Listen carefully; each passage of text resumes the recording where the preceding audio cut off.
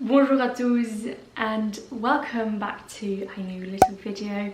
I thought I was going to do an old, good old French Q&A. Q&A, yes. I've got my chai latte homemade with espresso powder, which I love. I don't have any table to put it at, so I'm gonna have to put it down on the tile, which is very good. I'm dressed in black today. I never wear black. I feel like I'm mourning, but this is actually a very cute little dress, which little dress which I bought when I went to this thrift hotel. They had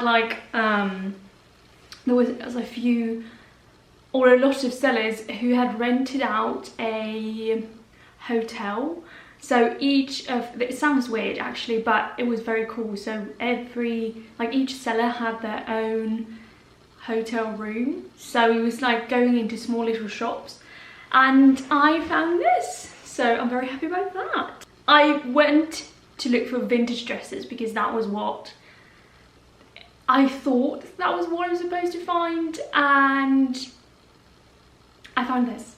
I also found a different dress, a blue, very formal businessy evening dress, very pretty.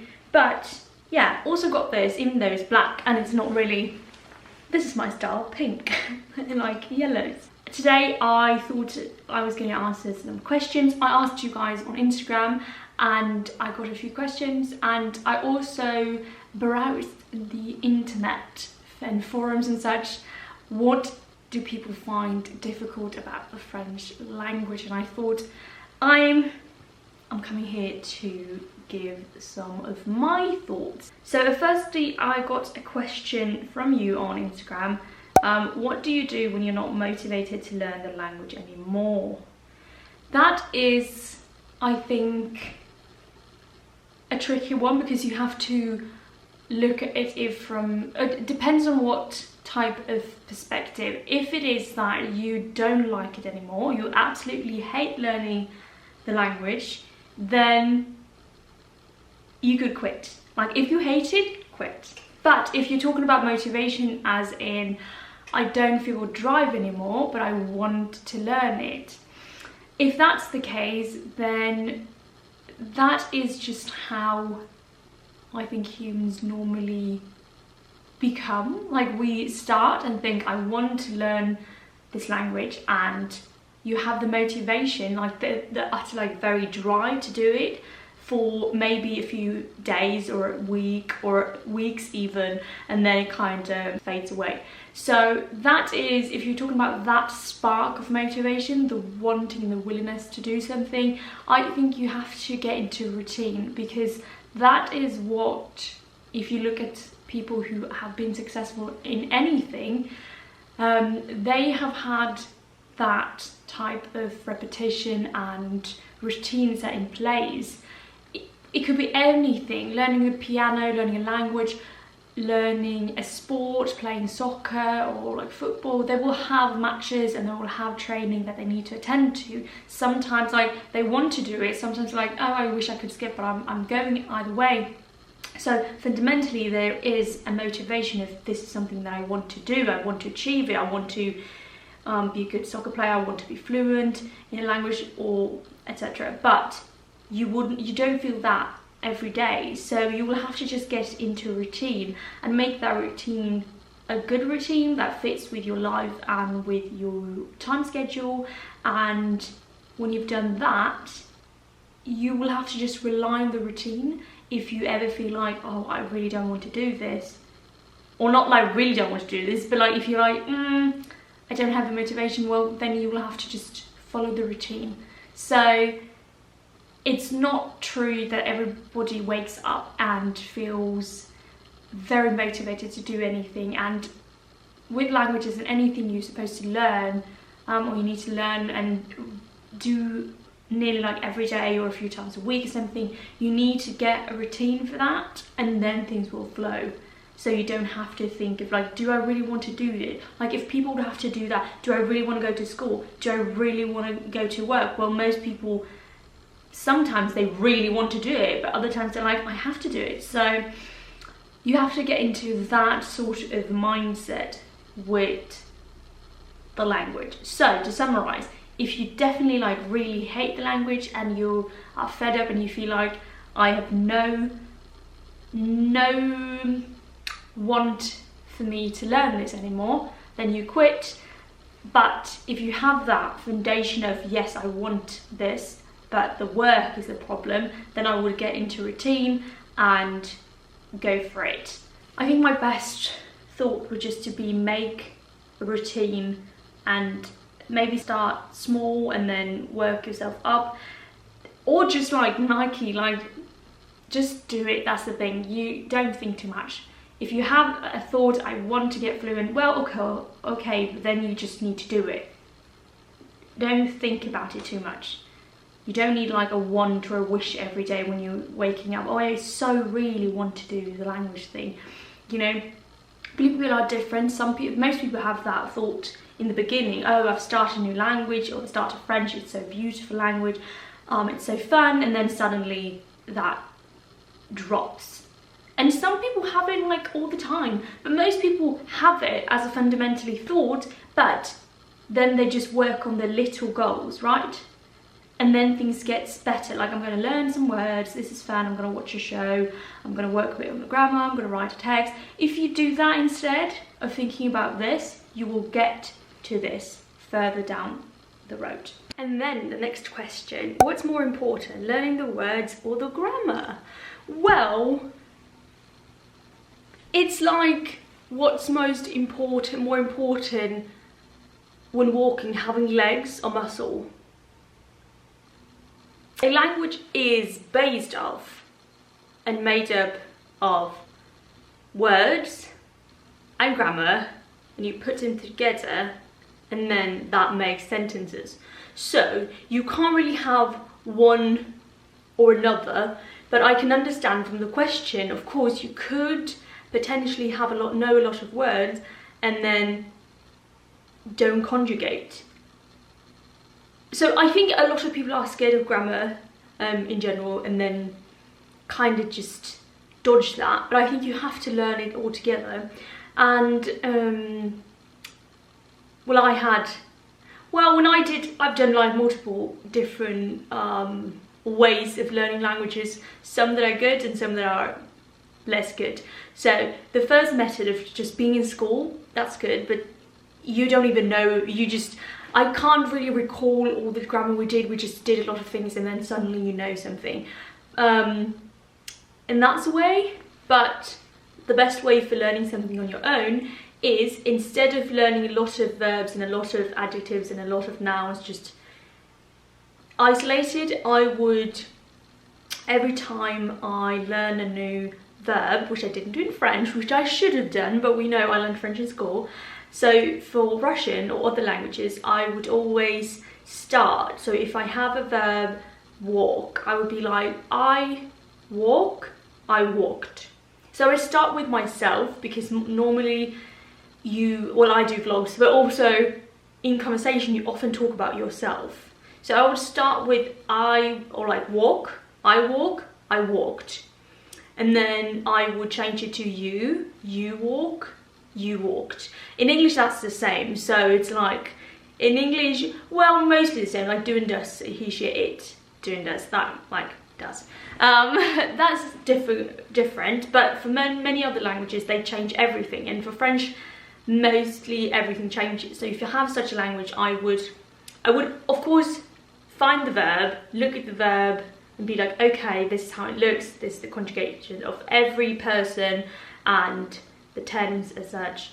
But I would try to remember mostly, or like focus on firstly my person, like I walk, I walked, so I can speak. And then I would learn more verbs, and as you progress you start to learn the you, because you probably want to speak with someone. Okay, you, and then you have to see, does your language have the formal ones or informal case, like in English it's just you and you all, but in French you have tu and vous. So you'd have to know, okay, I would start with vous because it's better to call someone vous to be more formal than to be too informal.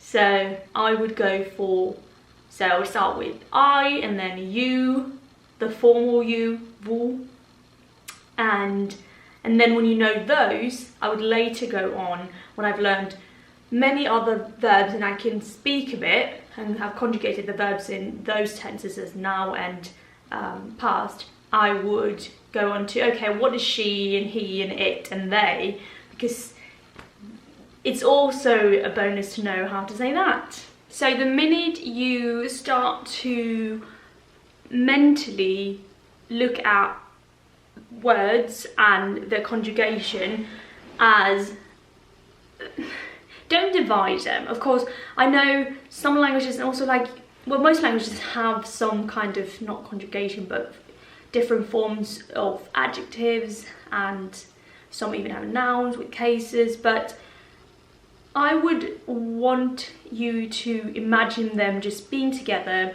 because you need them both. If I am going to say some phrase, yesterday I walked to my car, I need to know car, I need to know I, but I also need to know walked, and that is in the past tense, or in the future tense, I will walk, right? So you kind of have to learn them together. I don't know how you would, or like how you would learn them not together. Of course, I have spoken on this channel before on tips, on tricks if you are a beginning French and you don't know other cases, not cases, other tenses as just like present tense.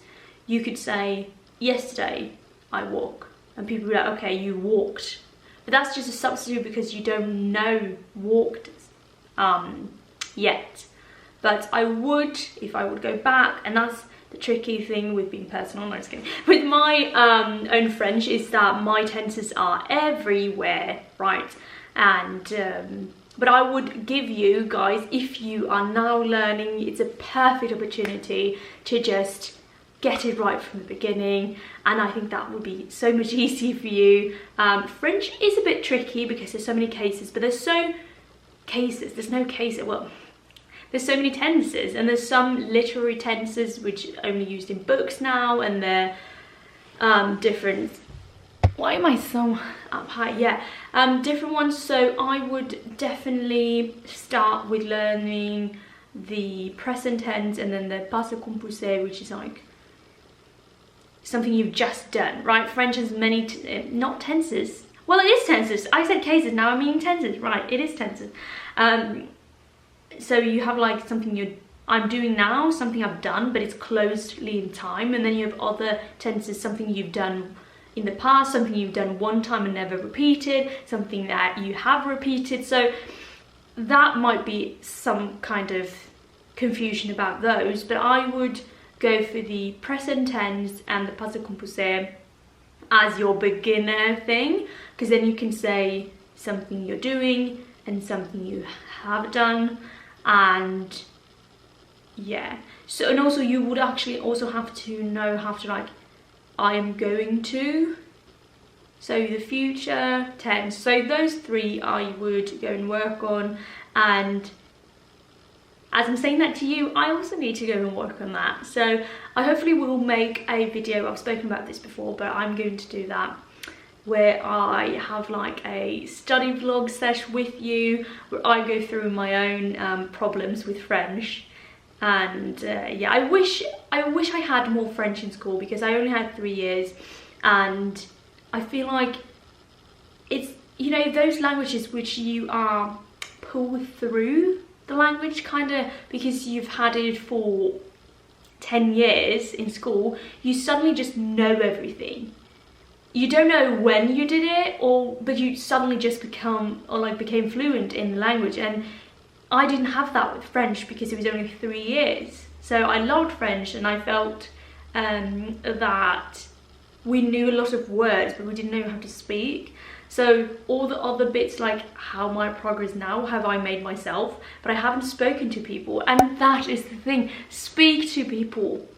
That's your best help, because then people will correct you and be like a mum and dad to you. This is the way to say it, this sounds weird and everything. But I saw online for what people thought were the other difficult things with French, and a lot of people mentioned as very expected, that is the pronunciation and writing. And I've made videos on this before, so if you are interested in that, then take a look at my channel. I have in-depth, like, thought through how that works. But in French, there is a lot of letters and very few sounds, and people get confused. But it is a bit like if you think of the word thought or thoroughly in English. There's a lot of things but few sounds. The thing is that in French, a lot of the sounds, so you have few sounds, many letters, okay, but how do we know which letters we're going to say or whatever? Most things in French is that a sound is made by two letters, like sometimes one letter, of course, like T is T, right? But sometimes you have double letters making one sound. That meaning that you have to know those sound, like, okay, those two together, like in the TH in English makes the th sound. But if you don't know that, you think you're going to say th, right? But it's not, it's just a th. So that's the same with French. You need to know who can stand alone, kind of like who is the loner letters. Okay, you are like a strong lone letter, you stand alone, and I can say T and it's a T, like T. That's it. But some other ones, they don't like to be alone. They are like a married couple and they make one sound together. You have to know that. And some of them are silent. Some of them are like silent letters, but it's just standing there like, don't say anything. And some of them, if they are at the end of a word and a new word is coming and they're like, oh my God, this is such an attractive letter, they want to follow and like grab the letter. For example, with suis allé. Je suis allé. Suis allé. Sometimes they want to grab and just hold on to the following word, yeah. Those are a few things to know, and if you know that, you can look at a word, any word, you don't know the meaning, you've never pronounced it, but you will look at it and you know how to say it. And sometimes, of course, there's always exceptions to the rule, but it's better to say them, the exceptions, just with how you think, and then you learn, okay, but not that word. So that is what I would have done if you're struggling with that, and listening a lot to French or any language.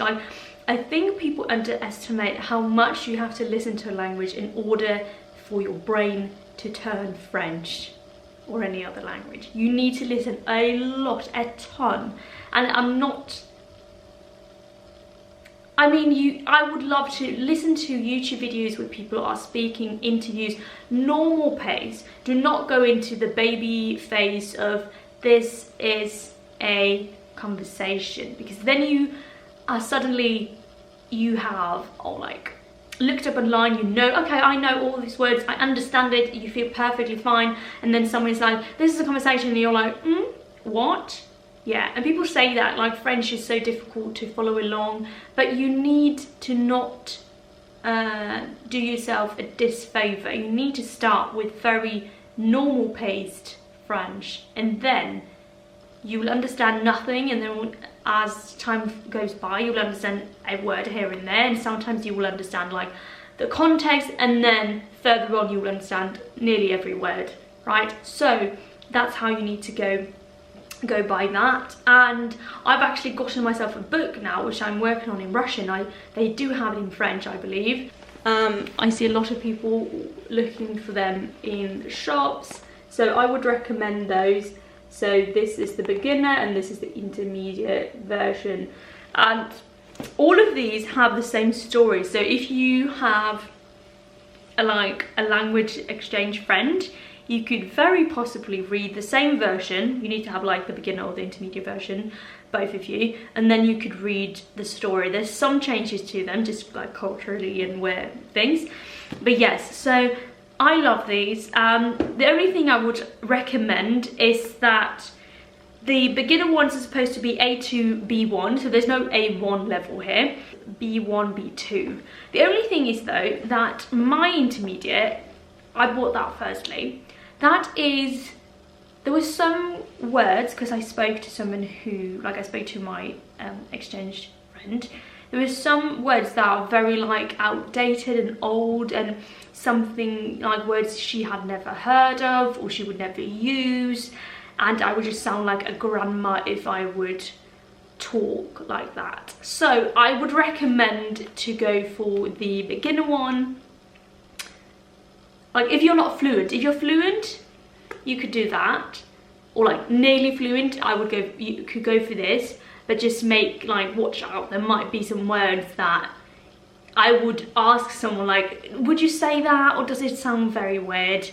And I would recommend the easiest version because it's more like normal language and so on. But if you want to sound like Shakespeare, it's not Shakespeare, but like more in those kinds of streets, then you could have gone for that. But I will work with the beginner version, and yeah, short stories, and they have small quizzes afterwards and summaries and all. And there's also, you get like an audio book in here as well. I think you can, it says audio and free bonus story, but you could buy like the audio for these also.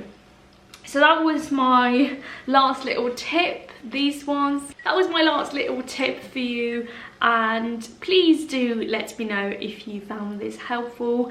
And I'm often asking people, or like you, on Instagram for questions and such. So if you do have some, then you can go follow me on there to be a part of this questionnaire thing.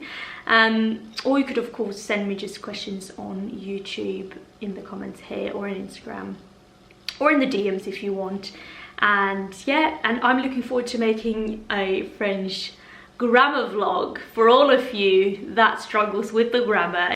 Thank you so much for watching this video, and I will see you next week. Have a lovely weekend. Bye!